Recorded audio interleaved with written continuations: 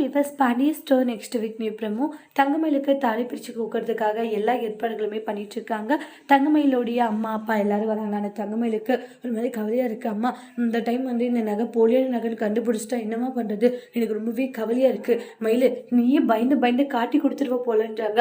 அம்மா ஒவ்வொரு நிமிஷமும் பயந்துட்டு இருக்கிறது எவ்வளோ பெரிய நரக வழியாக இருக்குது தெரியுமாமான்றாங்க.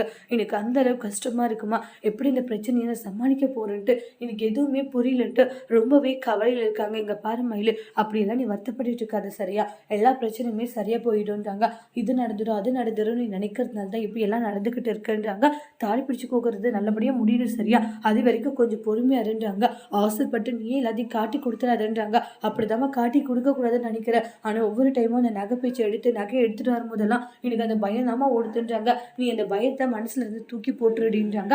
கண்டிப்பாக அந்த நகை விஷயம் எப்பயுமே தெரிய வராது. அப்படி தெரிய வந்துச்சுன்னா அந்த பிரச்சனையை சமாளிக்கிறதுக்கு என்ன பண்ண முடியுமோ அதை பார்க்கலான்றாங்க. அதை விட்டுட்டு ஐயோ இது நடந்துருச்சுன்னா இந்த வீட்டில் இருக்க மாட்டோம், வீட்டை விட்டு துரத்திடுவாங்கன்ட்டு நீ ஏன் எல்லாத்தையும் ஏன் இப்படி கற்பனை பண்ணிக்கிற, அம்மா உனக்கே நம்ம நீ சாதாரணமாக சொல்லிடுவான்றாங்க. ஆனால் நான் படுற கஷ்டம் நான் படுற வேதனை எனக்கு மட்டும் தானமா தெரியும்ன்றாங்க. இங்கே பாரு தங்கமயில, மாட்டினா நாங்களும் தான் அசிங்கப்படுவோம், தான் பொண்ணு இப்படி வாழ்க்கை இப்படி ஆயிடுச்சுன்னா அதையும் நினச்சி கவலைப்படுவோம், எவ்வளோ பெரிய பிரச்சனை நடந்தாலுமே பார்த்துக்கலாம் சரியான்ட்டு தங்கமயிலோடைய அம்மா அட்வைஸ் பண்ணிட்டு இருக்காங்க. இப்போ வரக்கூடிய பிரச்சனையை எப்படி சமாளிக்க போகிறாங்கன்ட்டு வெயிட் பண்ணி பார்க்கலாம். தேங்க்யூ.